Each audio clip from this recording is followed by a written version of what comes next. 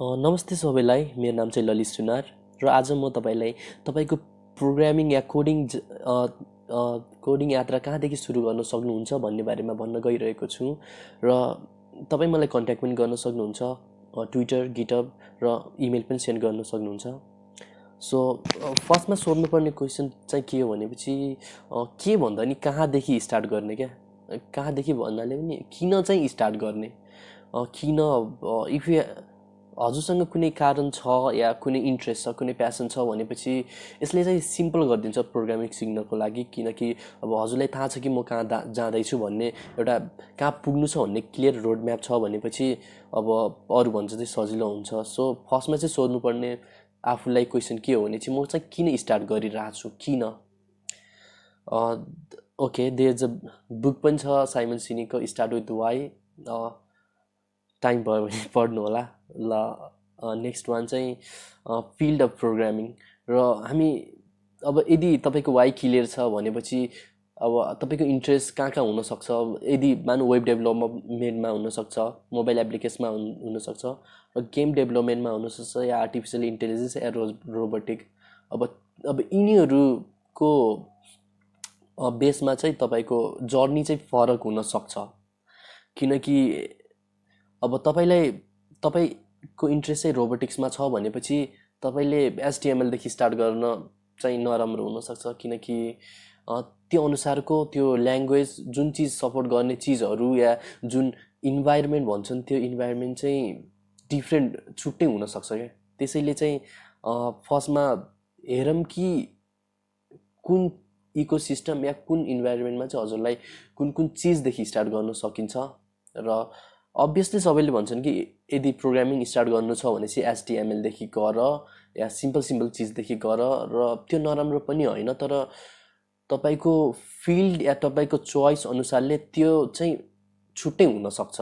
So फिल्डमा चाहिँ जाउँ न। फर्स्टमा चाहिँ वेब डेभलपमेन्ट छ।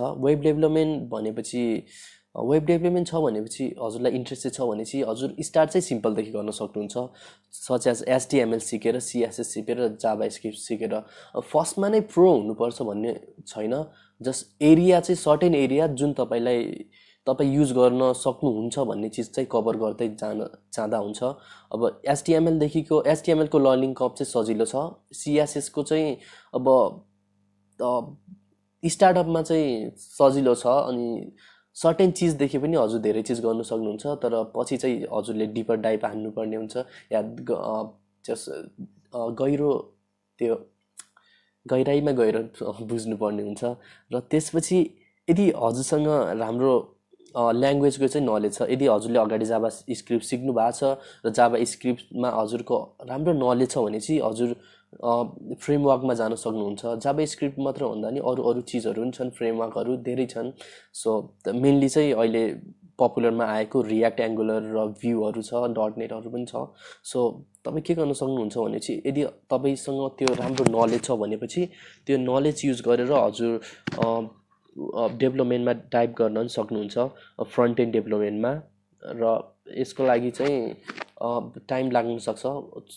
हजुरको मेन ल्याङ्ग्वेजमा चाहिँ कतिको ग्राफ्स छ, मानौँ कति राम्रोसँग आउँछ भन्ने चिजमा भर पर्न सक्छ।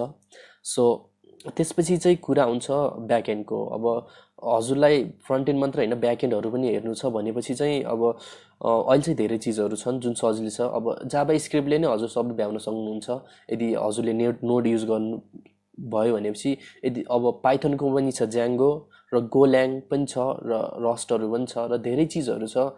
फर्स्टमा चाहिँ हजुरलाई जुन चिजदेखि सजिलो हुन्छ त्यो चिज युज गर्न सक्नुपर्छ। र ब्याकएन्डमा हेर्नुपर्ने चिज हो भनेपछि के हो भने चाहिँ अब डेटाबेस तिनीहरू पनि हेर्नुपर्ने हुन्छ। सो एज अ स्टार्ट चाहिँ हजुरले यतिदेखि नै स्टार्ट गर्न सक्नुहुन्छ। र यसको लागि चाहिँ अब यो फेमस छ, त्यसैले यसको लागि चाहिँ धेरै डिटेल र गाइडहरू पनि छन्। र अरू सिक्नको लागि हजुर युट्युबदेखि पनि भेटाउन सक्नुहुन्छ धेरै राम्रो भिडियोहरू, युडेमी बेस्ड वान। अब युडेमीमा पनि हेर्न सक्नुहुन्छ। हरेक टपिकको हजुरलाई एउटा कोर्स नै भेटाउनुहुन्छ क्या। सो त्यो चाहिँ गाह्रो छैन है। अनि त्यसपछि चाहिँ अब मोबाइल एप्लिकेसन डेभलपमेन्टमा के हुन्छ भनेपछि अब मोबाइलमा हजुरले दुई चिज बुझ्नुपर्ने हुन्छ। फर्स्ट, एप्लिकेसन चाहिँ कस्तो बनाउने, नेटिभ र हाइब्रिड। फर्स्टमा चाहिँ सबै नेटिभ नै थियो। नेटिभमा के हुन्छ भनेपछि कुनै एक प्लेटफर्म भन्नाले अब एन्ड्रोइड कि आइओएस दुईमध्ये चाहिँ कुन चिजको लागि हजुर एप बनाउन जाँदै हुनुहुन्छ। यदि नेटिभको लागि हो भने चाहिँ नेटिभकै ल्याङ्ग्वेजहरू हजुरले सिक्नुपर्ने हुन्छ। र हाइब्रिड भनेपछि अब दुइटैको लागि गर्नु छ भनेपछि हाइब्रिड एपहरू अब हाइब्रिड ल्याङ्ग्वेजहरू सिक्न सक्नुहुन्छ। सो हजुर नेटिभ स्टार्ट गर्न चाहनुहुन्छ भनेपछि अब यदि आइओएस छ भने चाहिँ स्विफ्ट हेर्नु। फर्स्टमा चाहिँ सी पनि थियो, बट अहिले चाहिँ सबै अब के अरे स्विफ्टमै छ है, स्विफ्टमै गर्दा हुन्छ। र एन्ड्रोइड छ भने चाहिँ कोटलिन हेर्दा हुन्छ। कोटलिन चाहिँ यसले चाहिँ नेटिभ एप्लिकेसन बनाउनको लागि सजिलो गर्छ। र त्यो अब आफ्नै फाइदा र बेफाइदा पनि छन् हाइब्रिड र नेटिभहरूको। त्यसको बिचको चाहिँ अब ट्रेड अफहरू भनौँ न, सबै छ। सो अब हाइब्रिड स्टार्ट गर्न चाहनुहुन्छ भनेपछि धेरै चिजहरू छन्। रियाक्ट नेटिभ, जुन हजुरलाई रियाक्टको नलेज छ भनेपछि धेरै सजिलो हुन्छ। फ्लटर, जुन गुगलको हो र डाटमा बेस छ। र आयोनिक हजुर एङ्गुलरको यदि राम्रो नलेज छ भने चाहिँ हजुरले आयोनिक स्टार्ट गर्दा हुन्छ। र फर्स्टमा के छ, अब अर्को चिज के छ भने चाहिँ नेटिभ र हाइब्रिड एप भने चाहिँ अब नेटिभ भनेपछि कुनै चिजको लागि सर्ट एन्ड क्या, जस्तै एन्ड्रोइड छ भने एन्ड्रोइडको लागि चाहिँ सर्ट एन्ड एप हो। त्यो चाहिँ त्यसले चाहिँ के हेल्प गर्छ भनेपछि जस्ट स्पिड, हरेक चिज एउटै सिस्टमको लागि भनेर बनाएको हुन्छ नि त। त्यसैले त्यहाँ अप्टिमाइज हुन्छ कि अप्टिमाइज मिन्स अब हजुर अब एन्ड्रोइडको लागि मात्र बनायो भनेपछि बन्छ भने चाहिँ एन्ड्रोइडको लागि अप्टिमाइज भएर एप फास्टर हुनसक्छ। अनि मेमोरी म्यानेजमेन्टहरू अनि जुन डिप चिजहरू हुन्छ पछि तिनीहरू चाहिँ अब नेटिभ एपमा राम्रो हुनसक्छ। र नेटिभ एपमा के हुन्छ भनेपछि राम्रो त हुन्छ, तर सिक्न चाहिँ टाइम लाग्न सक्छ। र प्लस मेन चाहिँ अब हाइब्रिड एपहरू किन फेमस भइरहेछन् भनेपछि हाइब्रिड एप यदि हजुरले कोड मानव एउटा प्लेटफर्मको लागि मात्र लेख्नुभयो भनेपछि दुइटै प्लेटफर्ममा काम गर्छ क्या। सो हाइब्रिड फेमस भइरहेछ। र हाइब्रिड हजुर को लर्निङ कर्भ पनि इजी छ, हजुर सजिलै सिक्न सक्नुहुन्छ। त्यसपछि जाम हाम्रो चाहिँ गेम डेभलपमेन्ट। र गेम डेभलपमेन्टमा चाहिँ भन्नुपर्दा के हुन्छ भनेपछि जस्ट गेम डेभलपमेन्टको लागि नि सर्टेन ल्याङ्ग्वेजहरू छ र हजुर सिक्न सक्नुहुन्छ। अनि त्यसपछि सी प्लस प्लस या सी शार्प र जाभा पाइथनहरूदेखि पनि गर्न सक्नुहुन्छ। र अब कुनै वेबसाइट या वेब टाइपकै अब कुनै एपहरू जाभा स्क्रिप्टदेखि तिनीहरू पनि गर्न सक्नुहुन्छ। र अब फर्स्टमा चाहिँ ल्याङ्ग्वेजको राम्रो नलेज हुनुपर्छ। र त्यसपछि चाहिँ हजुर अब ल्याङ्ग्वेज चाहिँ राम्रो छ।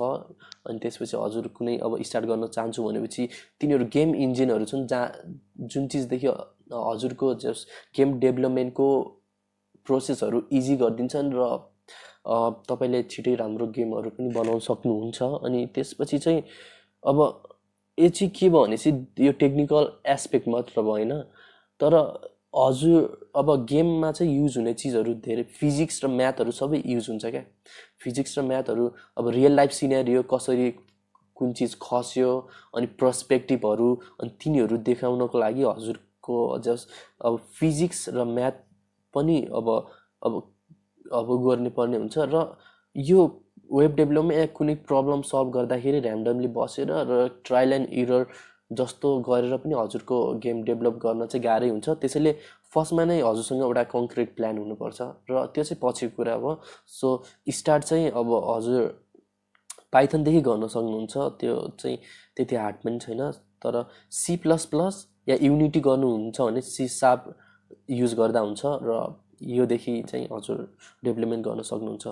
So last one is artificial intelligence. Artificial इन्टेलिजेन्समा हजुरको छ भने चाहिँ इन्ट्रेस्ट छ भने चाहिँ कहाँदेखि स्टार्ट गर्नु सक्नुहुन्छ भनेपछि फर्स्ट चाहिँ के हो भनेपछि बेसिक ल्याङ्ग्वेजको चाहिँ नलेज क्या।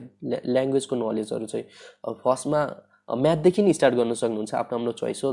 तर फर्स्टमा चाहिँ अब तपाईँले यदि ल्याङ्ग्वेजदेखि गर्नुभयो भने चाहिँ के फाइदा हुनसक्छ भने चाहिँ यदि हजुरसँग ल्याङ्ग्वेजको कुनै नलेज छ भने चाहिँ हजुर म्याथ सिक्दा सिक्दै पनि अनि त्योमा इम्प्लिमेन्ट गर्न सक्नुहुन्छ क्या। तर म्याथ फर्स्टमा राम्रोसँग सिकेर अनि त्यसपछि ल्याङ्ग्वेज चुज गर्दा पनि हुन्छ, द्याट वन्ट हार्म एनिवे।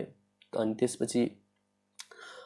त्यसपछि आफ्नो निस चाहिँ चुज गर्नुपर्ने हुन्छ। सेकेन्ड वान भनेपछि कुन चिजमा जान चाहन्छु, किनकि आर्टिफिसियल इन्टेलिजेन्स भनेको धेरै ठुलो टपिक हो होइन। अब त्यसमा machine learning, expert system, natural language processing, robotic र भिजन्स भनेपछि धेरै चिजहरू पढ्न सक्छ होइन। त्यसपछि चाहिँ हजुरले के गर्न सक्नुहुन्छ भनेपछि अब स्टार्ट चाहिँ एउटा सिम्पल चिजदेखि गर्न सक्नुहुन्छ। अब फर्स्टमा कुनै इमेजहरू डिटेक्ट गर्न सक्ने या प्याटर्न रिकग्निसनहरूदेखि स्टार्ट गर्न सक्नुहुन्छ। अनि त्यसपछि ल्याङ्ग्वेज प्रोसेसिङहरूदेखि स्टार्ट गर्न सक्नुहुन्छ। डकुमेन्टहरू क्लस्टर कसरी गर्ने त्यो गर्न सक्नुहुन्छ। र यसको चाहिँ अब भन्ने देखाउने थोरै भए पनि तर यसमा चाहिँ सिक्नको लागि चाहिँ हल्का डेडिकेसन र टाइम नै चाहिन्छ, किनकि यसले सबै चिजहरू गर्छ क्या, सबै चिजहरू इन्क्लुड गर्न खोज्छ। न्युरल नेटवर्क्सहरूको कुरा आउन सक्छ, त्यसपछि त्यसमा अब म्याथको अब प्रोबेबिलिटीहरू अनि रिग्रेसनहरू, एनालाइसिसहरू सबै चिजहरू भ्याउन सक्नुपर्छ। त्यसैले अब इन्ट्रेस्ट छ भने गाह्रो त भन्न मिल्दैन, तर इट विल टेक टाइम। अनि र अर्को मेन कुरा मैले हेर्दै जाँदा के सिकेँ भनेपछि यसमा चाहिँ प्रिन्सिपल त्यति नै इम्पोर्टेन्ट छ जति कि कुनै एप, कुनै जस्तै त्यो कुनै सिस्टमको इम्प्लिमेन्टेसन के कुनै बनाउन जाँदा। सो फर्स्टमा चाहिँ यदि हजुरले प्रिन्सिपल अब मेन बेसिक अब मानौँ लिनियर अल्जेब्रा, तिनीहरूको जुन चिजहरू लिनियर रिग्रेसनहरू, तिनीहरूको प्रिन्सिपल या एल्गोरिदमहरू हजुरलाई क्लियरली थाहा छ र बुझ्नुहुन्छ भनेपछि पछि इम्प्लिमेन्टेसनमा मात्र मा चाहिँ राम्रो हेल्प हुन्छ। र म गर्दै जाउँ, कोड गर्दै जाउँ, सिक्दै जाउँ भन्दा पनि फर्स्टमै हजुरले अब प्रिन्सिपल चाहिँ राम्रोसँग बुझ्नुभयो, यति बुझ्नुभयो कि हजुरले करेक्ट मेथडदेखि अप्लाई गर्न सक्नुहुन्छ भनेपछि चाहिँ that will help. So robotic नि भास्ट फिल्ड नै होइन, तर अब रोबोटिकमा चाहिँ मेनली हामीले बुझ्न सक्छौँ कि यो इलेक्ट्रोनिक्ससम्म रिलेटेड हुनसक्छ। सो राम्रो इलेक्ट्रोनिक्सको राम्रो नलेज छ भने चाहिँ यु क्यान स्टार्ट। र म्याथ र फिजिक्स यसमा पनि त्यति नै इम्पोर्टेन्ट छ, किनकि अब यदि हजुरले अब सानोतिनो रोबोट बनाउँदा या ठुलो बनाउँदा पनि त्यही यदि ल्याङ्ग्वेज, यदि म्याथ र फिजिक्सको राम्रो नलेज छ भने चाहिँ द्याट विल हेल्प होइन। अनि त्यसपछि चाहिँ कुनै ल्याङ्ग्वेज पिक गर्नु क्या।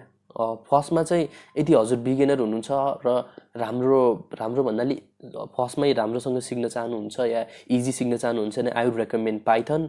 र त्यसपछि सी र C++ पनि धेरै युज भएकै ल्याङ्ग्वेज हो, इम्बेडेड सी। अनि त्यसपछि अब लास्ट पोइन्ट के हो भनेपछि अब अरू चिजहरू पनि छन् क्या, टेक्नोलोजी पनि छन् जसले हजुरको कोडिङ जर्नीमा हेल्प गर्न सक्छ। र जे होस् लास्टमा चाहिँ तपाईँले चाहिँ स्टार्ट गर्दाखेरि अब टेक्नोलोजी जस्तै रेस्पबेरी पाई जुन सानो पिसी हो जुन हजुरले गर्न सक्नुहुन्छ। आर्डिनो पनि एउटा माइक्रो कन्ट्रोलर हो। अनि अनियन हजुरले यो चाहिँ यिनीहरूसँग यदि खेल्न जान्नुभयो भनेपछि सानोदेखि स्टार्ट गर्ने र एक्सपेक्टेसन धेरै हाई, मतलब 1-2 महिनामा एउटा रोबोट बनाउँछु पनि होइन। जस्ट फर्स्टमा चाहिँ स्टार्ट चाहिँ सानोदेखि, अब सानो भाग कसरी काम गर्छ, अब सानो एलइडी लाइट ब्लिङ गर्नदेखि स्टार्ट गर्नुहुन्छ कि, अनि त्योदेखि स्टार्ट गर्दा गर्दै यदि हजुरलाई थाहा अब हरेकको राम्रो नलेज या राम्रोसँग सिक्नु भयो भनेपछि सबैलाई इन्टिग्रेट गरेर एउटा ठुलो सिस्टम बनाउन पनि सक्नुहुन्छ।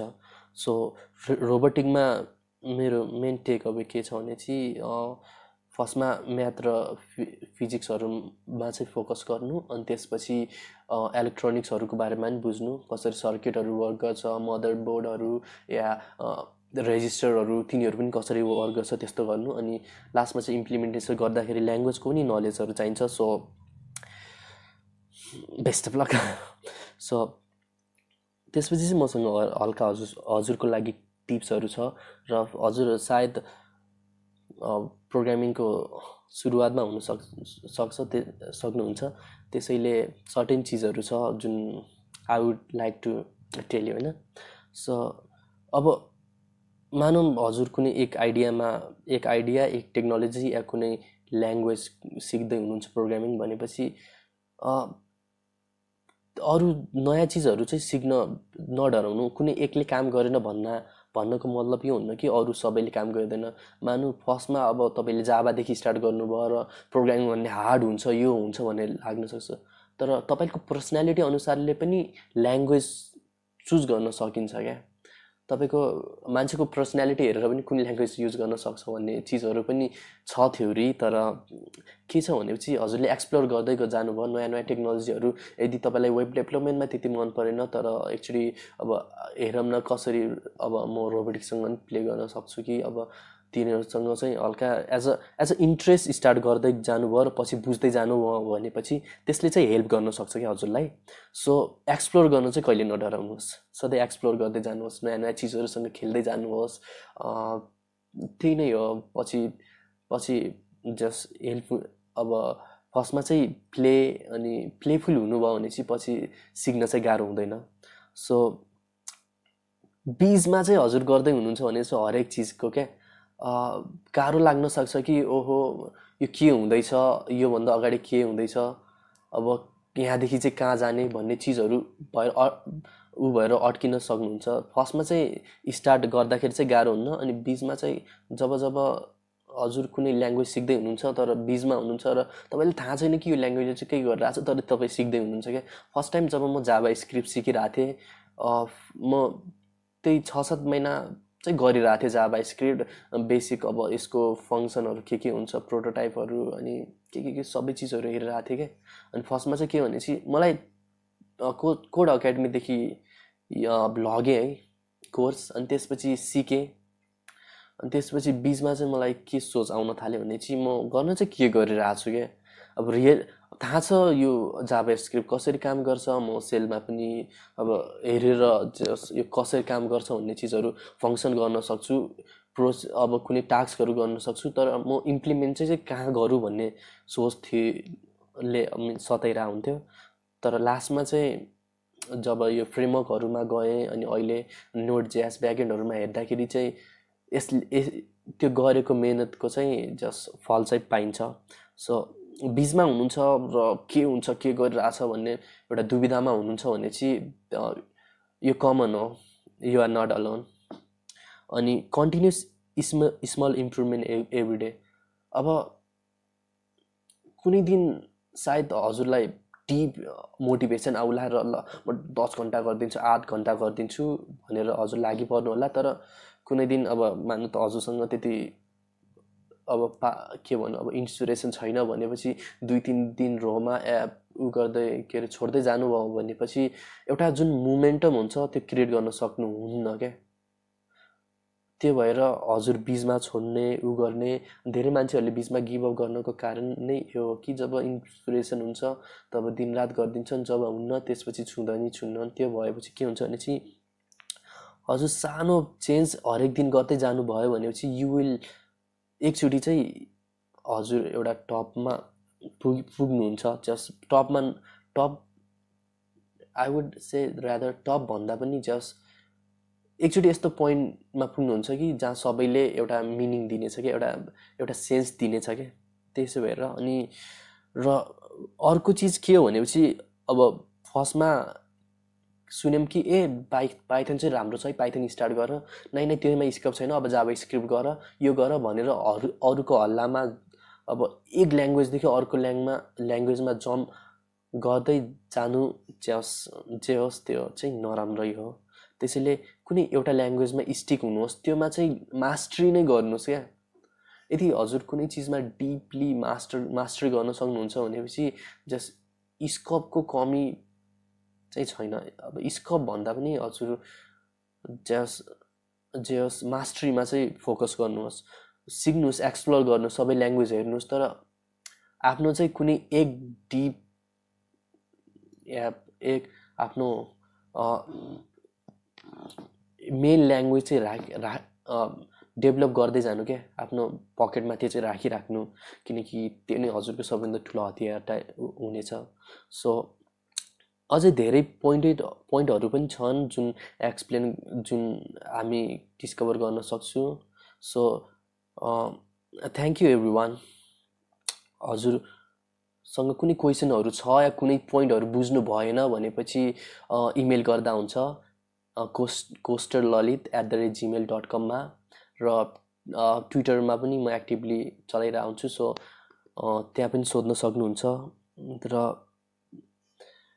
लास्टमा के भन्न चाहन्छु भनेपछि फर्स्टमा हार्ड जस्तो लाग्न सक्छ, तर बिलिभ मी, हजुर जब ब्ल्याङ्क स्क्रिनदेखि हजुरले केही आफ्नो लजिक, म्याथ र कुनै चिज युज गरेर एउटा कुनै चिज बनाउनुहुन्छ र त्यो नथिङबाट हेलो वर्ल्ड भन्ने चिज निकाल्न सक्नुहुन्छ, त्यसपछि चाहिँ it will pay of. Okay everyone, have a great time र keep on coding.